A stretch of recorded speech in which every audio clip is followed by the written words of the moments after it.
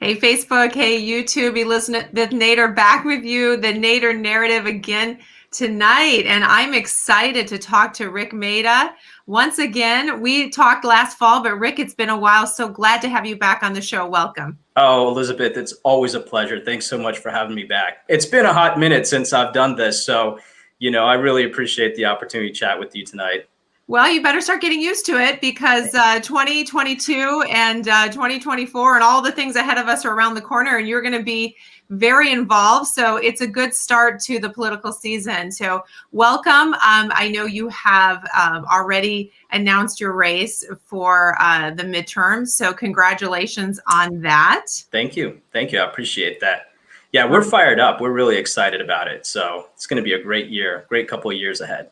It's going to be exciting, the midterms. You're running for Congress, District 7, so we're really excited to see what you're going to do there. But since it's been a while, Rik, I want to sort of reset everything with everybody. And you've got a lot of fans. A lot of people reached out to me today, excited to hear from you again, excited that you're back on. But let's go back to who Rik Mehta is, because you've got an interesting background. You've got a great story as it relates to your parents coming here and really kind of just the American dream. And then I really want to dig into some of your personal experience. So start with where the Mehtas come from. Tell us that story. Well, absolutely, Elizabeth. And again, such a pleasure to be here with you tonight. So hopefully everyone remembers me. And let me first start by saying thank you so much for your vote. I ran against Cory Booker. We had a hard-fought race. We beat all the pollsters, so you can't trust any of the polls. I'll tell you that much right now.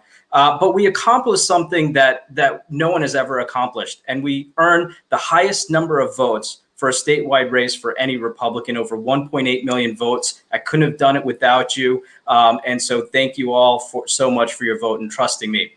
Yeah. For those of you who don't remember, my wife and I, Rima, we both live in Morris County with our 3 little gentlemen and our dog, Dexter. We are the American dream personified. And let me explain what that means. Our story is one of first-generation Americans whose parents came here through the legal process to provide opportunity for a brighter future for us, our children, and one day our grandchildren. Yeah. And I'll tell you guys, that story is simply not possible in any other country on earth.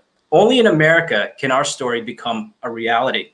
And for many of you may remember, professionally, I'm a pharmacist, a lawyer. I worked at the FDA, started under the Bush administration, and I spent years fighting to reduce drug prices, cracking down on illegal drugs, removing dangerous opioids from our streets. I've been involved in public health pretty much my entire life.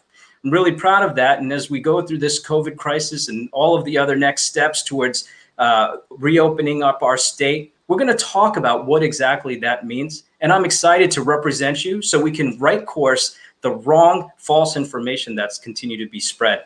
Yeah. And I'll tell you, as your next congressman, I am an unapologetic conservative. I fight for the people here in New Jersey to make our state a place people want to live, not leave.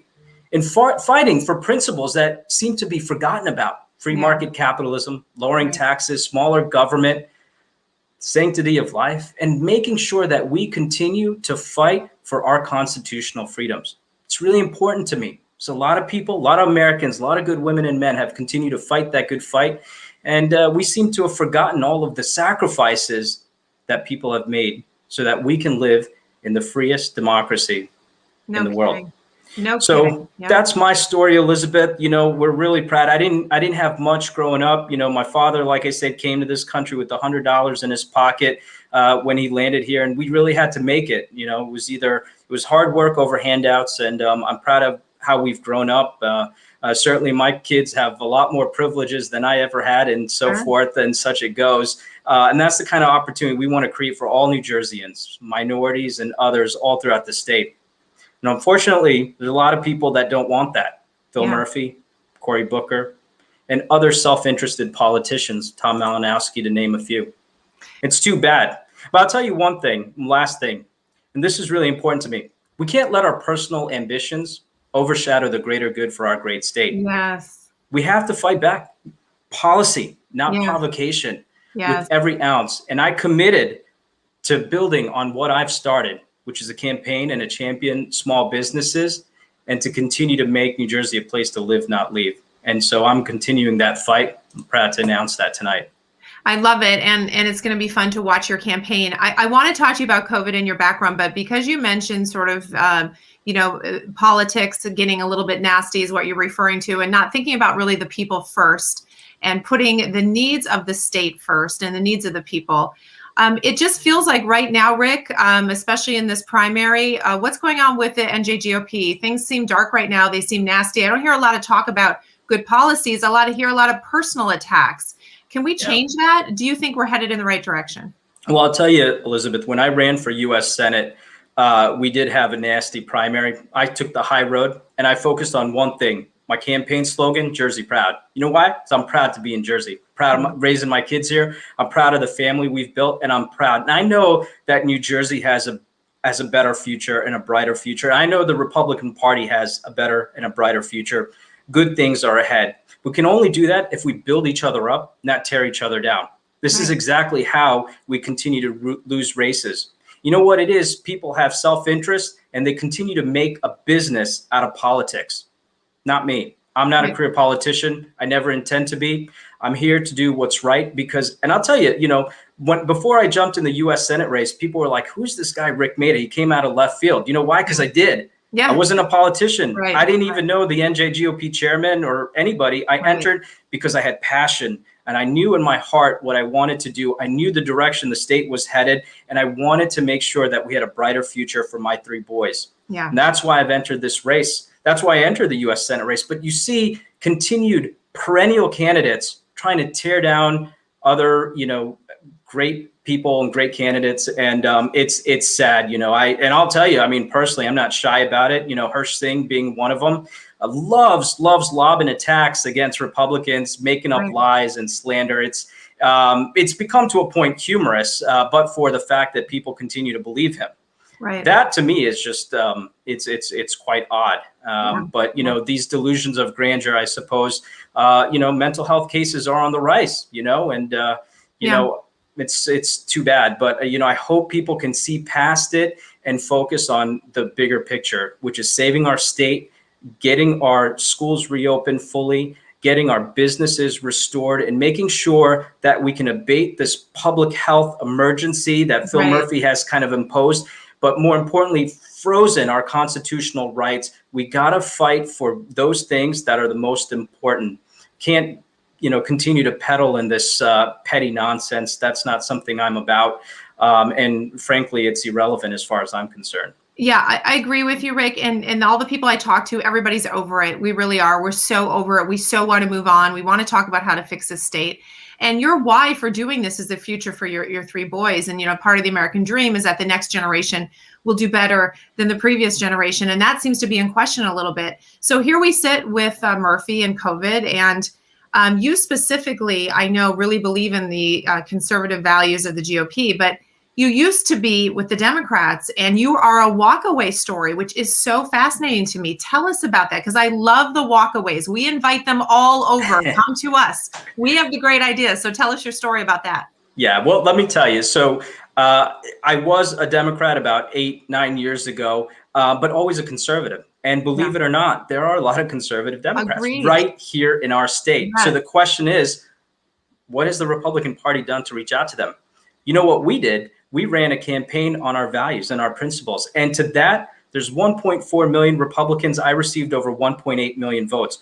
400,000, even if every Republican voted for me, 400,000 came from somewhere, right? Nice. Either unaffiliated or Democrats. And I got to imagine that many of them believe and really followed our story and our mission. And that's what's important to me. So, it's when I was in the, I started under the Bush administration, worked for the federal government, the Obama administration. I was a low level, civil servant, fighting actually against unapproved drugs and fighting to secure our marketplace and taking off opioids. But I saw the overgrowth of government. I mean, literally, you walk down the halls and people sitting there without jobs, and I felt that was unacceptable. Wow. And now we're seeing the same thing. It's basically under Joe Biden, it's Obama 2.0. Yeah. And so you continue to see an overgrowth of government. You see people sitting around in protected, covered jobs without actual work to do. And then you see what impact it has to the national debt. Right now, you have some of the highest unemployment rates, and yet when you try to fill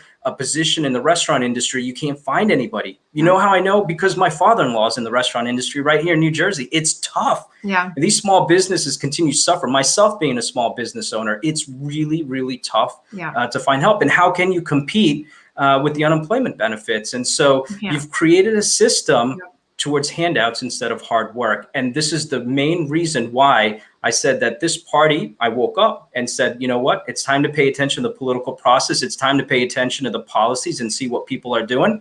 And that's the reason why not just me, but so many more Democrats, especially in our state of New Jersey, are waking up and voting for Republicans in the state. True. It's exciting because we all have more in common than people realize. The state is more moderate than we're given credit. And I believe that once they really hear your ideas and others within the GOP, they understand that those are the values that they actually align with. And so we want them to see that and come along. So your background is fascinating to me because you have a legal background, you have a pharmaceutical healthcare background.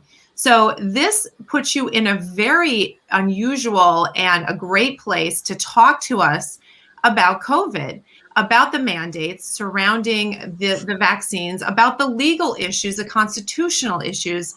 Let's talk about that a little bit so you can share how you feel about where we're headed with that. Yeah, no, thanks. So, I mean, certainly in a unique position. I am a law professor at Georgetown. I teach health law and drug law as well, and started my career as a pharmacist. So I've seen kind of both sides of it, and, also ran a health department. So, the things that are going on with COVID, right? Let's talk about first maybe a little bit of educational. I can't help myself sometimes to lecture, but look, there is a liberty interest in one's person. What does that mean? That means individuals have rights. They have rights and liberty interest to be free. And that's the Constitution. It gives you that. And let's talk about what it means to regulate public health. Public health is regulated through something called the police power. Police power under the 10th Amendment is given to the states. Don't let anyone tell you any different. The public health emergency and the reaction to it is done by your governors. That's why Florida is reopened and New Jersey continues to be shut down. Now, Phil Murphy made his, silly announcement, but again, what does that really mean? It doesn't mean anything right now. So there's a state interest, there's a police power, okay? But in order to invoke what we call a public health emergency, you got to look at what police powers are used for. They're used to protect the common good, safety, health, morals, right? These are all enumerated in the Constitution. It's for the legislators to decide. Now, what happens when you declare a public health emergency? You freeze your constitutional rights of due process. Now, that means under executive order, or what I call Phil Murphy's fiat, he gets to decide without getting the legislator involved on certain things, certain very important things like how you vote, what stays open, who's essential, who's not essential. And so by bypassing the legislative process, you no longer have people that are held accountable as elected officials weighing in. So due process is frozen. And that's like the cornerstone, the bedrock of our Constitution. Now, how long does a public health emergency go for? Well, that hasn't really been, I suppose, litigated in court quite fully, but it does come down to a balancing test.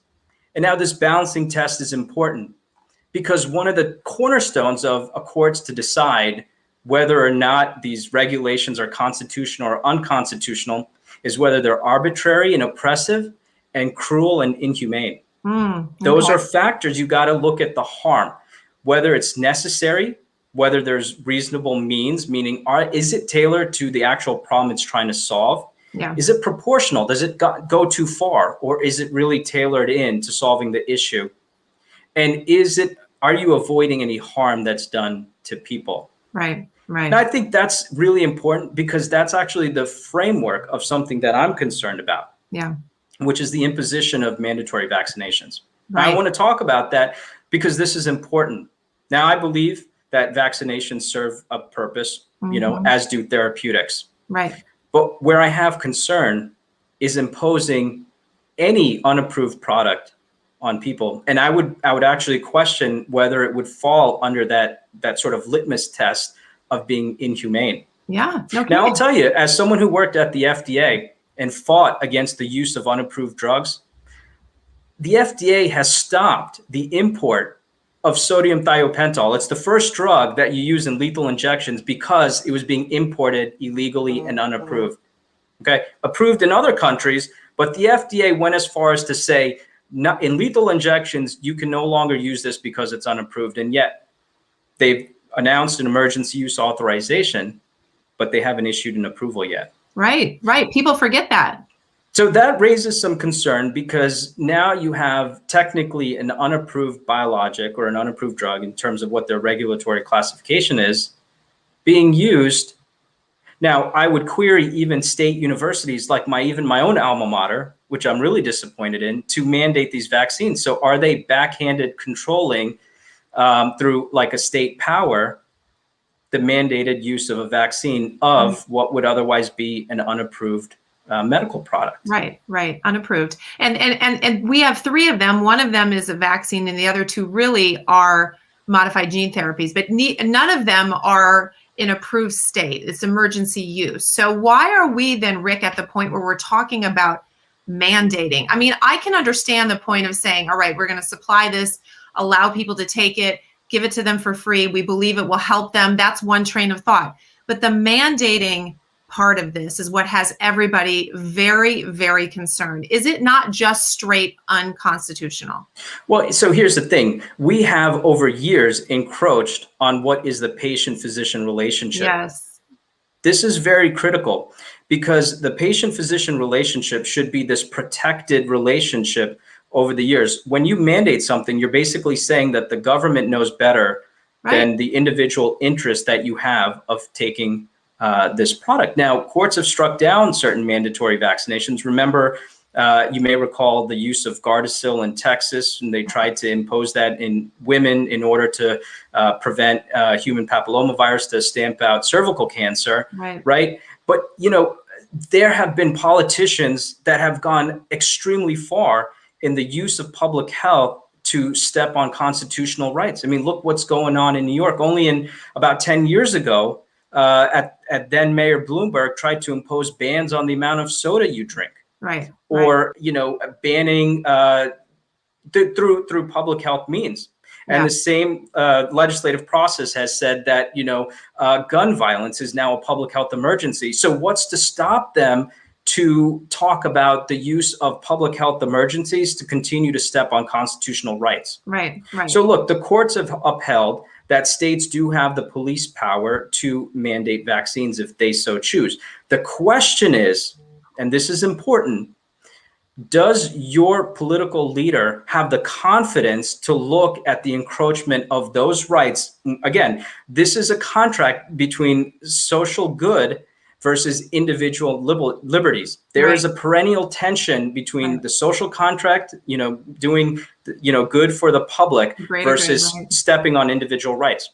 This is exactly why, Elizabeth, this is exactly why Phil Murphy reopened the gyms when I announced my campaign headquarters at Attilas. I remember, The reason was because I had Ian and Frank join my finance team, and it's political speech. So now you have protected political speech. And when you put it against this test that the Supreme Court has upheld, they probably did an analysis and said, you know what, it's not worth it. Let's reopen the gym. That's why the next day, the gyms literally reopened 25%.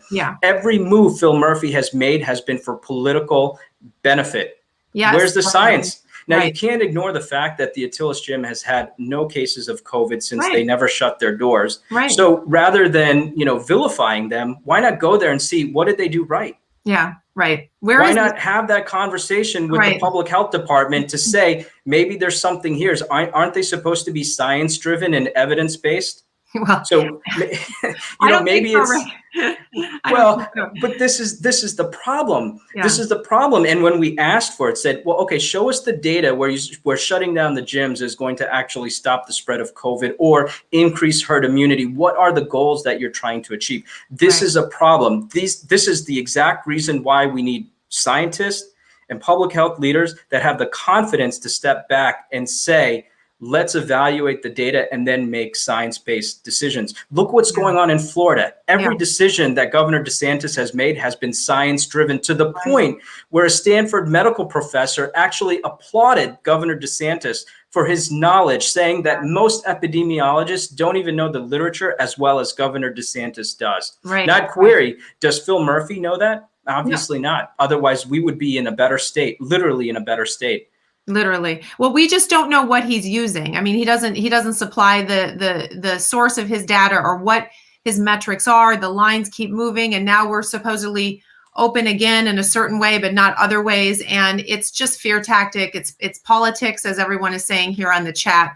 It truly is. So it's frustrating for us. And I think most Americans are willing to do what they need to do for the greater good to a degree if you give them information. But it's been spin, and we're in what, the 15th month of this, and no one seems to know where it ends, how it ends, and does he give us back our lives before the election for political expediency, or does he do it based on science? I'm having a hard time finding the science. You know the science, though. You've looked into the science. So you're saying that DeSantis isn't doing this just because he's a Republican. He's doing it because he's looking at the real data. He's doing it because he's confident. Yeah. Yeah. And that's the biggest difference between Phil Murphy and Ron DeSantis: confidence. Yeah. Actually read the data and make science-based, science-driven decisions. I mean, I'm surprised why his health director hasn't been fired yet.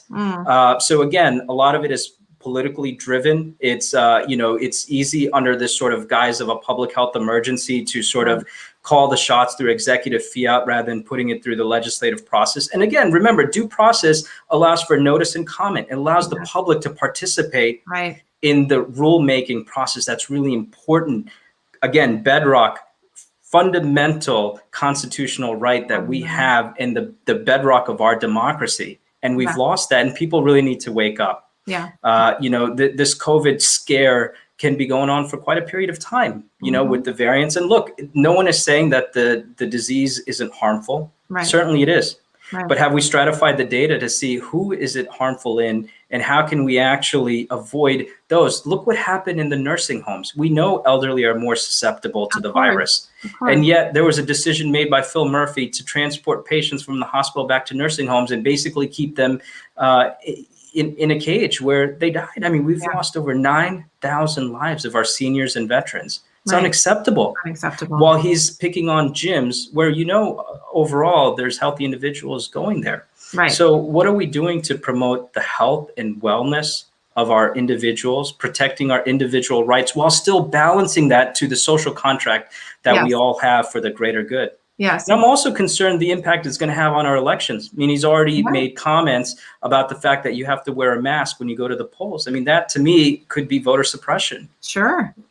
So this is really hypocritical. I mean, it's no surprise that the hypocrisy continues to be palpable by Phil Murphy. But then we have no leadership in Congress too. I mean, look at Tom Malinowski voting straight down the line with Nancy Pelosi and AOC and the likes. That's not representative of where I live. No. People want a balanced budget. People want to know that their investments are secure for our future. Look at the taxes in our state right now. And let's talk about this, because this has a direct impact on minorities too. One of the proudest moments that my family ever had was when my father could finally afford to buy his first house. Wow, yeah. We didn't have that. I mean, we lived in apartment to apartment. That was a remarkable moment. And now if you're always welcome to come visit. We have a beautiful house, and we're really fortunate, and we're lucky, and we'll be able to pass down what I call generational wealth to our children, which a lot of minorities don't have. So when you're actually focused on the Black community, you have to ask, well, what are you doing to build generational wealth to break cycles of poverty? Yes, absolutely. Look, and I'll mention one more thing that's really important to me, and this is near and dear to me. Look at the maternal mortality rates, meaning the number of mothers that die after giving birth to their children. New Jersey has one of the highest maternal mortality rates in the entire country, predominantly in Black women. Now, we send more money to the federal government than we ever get back. And yet none of that money, how is that money, actually, I should say, is being spent to stop something, meaning we're a donor state. We got a lot of money, coming out of New Jersey, so much that we can give it to go to other states. And yet the maternal mortality rate in Black women is the highest.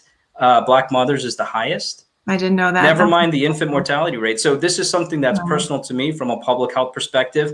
When I get to Washington, we are going to end these cycles of poverty by creating generational wealth and opportunity. And you can only do that by reducing taxes and reducing regulations. They only disenfranchise minority communities. Yeah, we need absolutely. strong leaders, and Tom Malinowski, I can tell you that, Phil Murphy, they do not care about the minority community. Well, I can see that we're certainly not in a good place with them in power. So your main focus when you get to Washington will be on this and a few other items. So your main platform is going to be about fiscal responsibility as well as dealing with the healthcare situation, right? That was a big thing for you the last go around. Based on your background, I mean, I think your background plays so nicely into helping us come out of that crisis because you have the healthcare background with the legal background. And a lot of us, Rik, are really concerned that we're losing our rights related to managing our own health, our own decisions, vaccine passports, all these things that are happening that are supposedly rooted in greater good, but they're major legal issues, right? I mean, how does that even survive a legal challenge? Can it? No, 100%. I mean, these continued mandates, we got to fight. I mean, there's two ways to do it: either fight it in court or pass laws that protect you from that ever happening. And I can tell you right now, when I get to Congress, that's exactly what we're going to continue to fight, to protect individual liberties and make sure that our constitutional rights are protected for ourselves. That's the only way we're going to thrive in the democracy that we know. My platform, Elizabeth, simple. Okay, we're going to champion and save small businesses. Yeah. Saving small businesses doesn't end with reopening them. It only starts with that. It's going to continue with reducing the regulatory burdens and reducing taxes overall. That means making tough decisions. This is why you need confident, authentic leaders in Congress. That's why you need confident, authentic leaders in Trenton. Right. It's got to be a partnership. It's got to work together. Guys like Phil Murphy, they lack confidence. I'm sorry, but he's weak. He's very weak. Agreed. And this is the problem when you have weak, flip-floppy, wishy-washy politicians that have made a business out of politics. You're never going to accomplish the goals. And this is critical because we have a lot of important things to fight for. When you have over a $1 trillion stimulus plan, that's money's got to be paid back, or it's going to be dipping into Social Security for me and you. And there won't be anything left for our children, notwithstanding the infrastructure and other things. I mean, money doesn't grow on trees. So how is the government going to be able to pay for that? And how are we not going to continue to be taken advantage of by other countries that don't have our democracy at interest, like China and North Korea? You know, from a foreign perspective, we are at risk. And we have to continue to fight that. So we're going to champion small businesses. We're going to continue to fight to have common sense public health rules. We're going to stop the nonsense of tracking people in vaccine passports. We're going to lay down to block mandatory vaccinations. And we're going to continue to fight to champion for innovation, building out therapeutics, building out our innovation in our medical sciences, and bringing back our medical manufacturing jobs back to New Jersey, where we've lost all of that.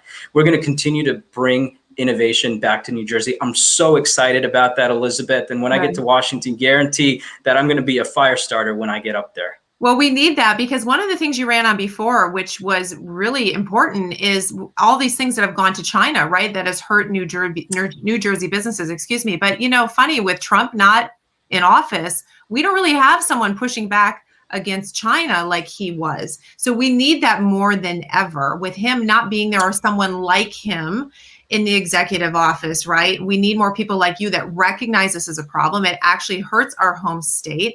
And you've seen it happen since what, the Obama era? This slow sort of losing of innovation and jobs and all of that to another country. 100%. I mean, look, the globalization was real. You know, they, exported our blue collar jobs. And we lost an entire sector and industry, which was the backbone for our American workforce. Right. And so there was no support for our blue collar positions. There was no support for our law enforcement. There was no support for many of the women and men that had real hardworking, honest jobs. And that's devastating. So we have to continue to fight to bring that back. You know, listen, we live in a global environment. There's no denying that. In fact, Right. there's a lot of benefit to living in a global environment. In fact, I was just doing a fundraiser to raise money for the things that are being affected in India with the COVID crisis to bring medical oxygen out there. But that doesn't mean we don't put our own country's interests first when so many people here in our own country continue to struggle. That breaks my heart. We have to continue to put America first. That doesn't mean we ignore our friends and our allies across the pond. Right. That means we look at our interest first. You know, when the oxygen mask falls, we put it on first before the person next to you, right? And that's what we need to do. Right. It's time that we get America reopened. It's time that we put common sense principles back into our policies. It's time we stop supporting career politicians like Phil Murphy, Tom Malinowski, and Cory Booker, and Kamala Harris, who hasn't been found. We haven't even talked about the humanitarian crisis going down in Texas and Arizona and the border states right now. And we got to bring authentic leadership back to Washington and back to Trenton. That's really important. Yeah, that's exciting, Rik. We love your platform. So many people are excited about this. And you're right, a stronger United States is actually how the world benefits. The stronger we are, the better for the world. And, you know, I just want to remind people, you're not just going to Washington, you're bringing New Jersey issues there. You're fighting for New Jersey and working with people back home to make this place a better place to live. I know when you ran against Booker, he was rarely at work, rarely in his office, and not sure what he's done for New Jersey, you know, and these things are important. We need people like you that fight for us. So you have begun the campaign. Of course, right now, everybody is focused so much on these 120+1 seats, all that's going on in New Jersey until November, but your campaign has started. So we all need to be focused on that as well. How can people get involved? How can they find out more about you, donate? Is that already set up and something they can find? It is. And look, we've built so much infrastructure from the Senate race, so parlaying that into congressional race. I'll tell you right now, my first and foremost is that I'm focused on the governor's race and local races. That's really important. And I'm out there supporting local candidates. And so if anyone's out there that wants my support, endorsement, or help, reach out. We're going to continue to fight. You know, we got to bring authentic leaders, you know, not people who are career politicians, back into Trenton. And it's really important to win those seats. So my campaign is going to have an incremental build. You know, we're not going to be out there, you know, waving flags, but believe me, the energy is palpable, but it's going to be behind the scenes. Those of you that want to get involved, reach out to me. I give my cell phone number to everybody, and a lot of people do reach out, and I love it, whether it's on Facebook or not. But go to my website. Go to RikForNJ, RIKFORNJ.com. You can donate, you can volunteer, you can sign up. It's an incremental build. But like I said, focus on helping your fellow folks win the local elections that we have. You know, 21 is an important year. And then take that energy and come over to the Rik Mehta campaign. We're really excited. I love it. And I want to thank you for being one of these individuals who's taking everything up to the higher level. There are a lot of us that are hoping that some of the nastiness of the past will be behind us. We appreciate you fighting for that and being one of those who's willing to step up, right? And be high end. Absolutely. Well, you know, and again, as it relates to the Republican Party, I don't see it as an establishment versus anti-establishment or grassroots versus the chosen few. I look at it, all of us as Republicans. We're entrenched in certain core values, and not everybody has the same principles or the values, but we all are under what Reagan has said, which is a Big Ten. We all will come together. We will bring everyone together. And when we do, we win elections. When we do, those elections result in better policies, and they help for a better future for our children. It's time that we all come together. You know, you could have different varying principles and policy positions, you know, but again, our core values will never change. And I'm going to continue to fight for that. I'm never going to look at it as two factions of any group. There is no civil war going on with the Republican Party, as some, you know, deranged, you know, perennial candidates continue to think. That's not happening. What's happening is a fight to Phil Murphy and a fight to these outlandish, extravagant policies that has resulted into New Jersey being one of the last states in our country to win at anything good. You know, whether it's our small businesses, our economy, or a place to purchase a house, to build generational wealth. It's very difficult in New Jersey. So that's what we're going to fight, and that's what our focus is going to be on. I love it. And you're one of those that will unite us even during all the stuff that's happening this year. I appreciate that you're willing to help other candidates as they look to get into the assembly seats, the Senate seats, and of course the governorship. So we do need to unite. That is your voice, and that's why I wanted you to speak to everybody tonight. So Rik, thank you. Of course, we're going to have you back because this is all just started. But we just got started. We just got started, but it's great to reintroduce you to everybody. You have some amazing fans, but there are people that need to know about how incredible your background is. So thank you, Rik. There's a lot more we can talk about in the future. I'm going to let you go because I promised you half an hour. We'll do it again. Thank you. And everybody reach out to Rik if you want to find out more, but I'm sure we're going to see you out there campaigning hard for the good ideas that are going to win back this state. Rik, thank you so much for coming on tonight. It's my pleasure, Elizabeth. Thank you so much for having me. All right, guys, and to my audience, we'll see you next week. Good night.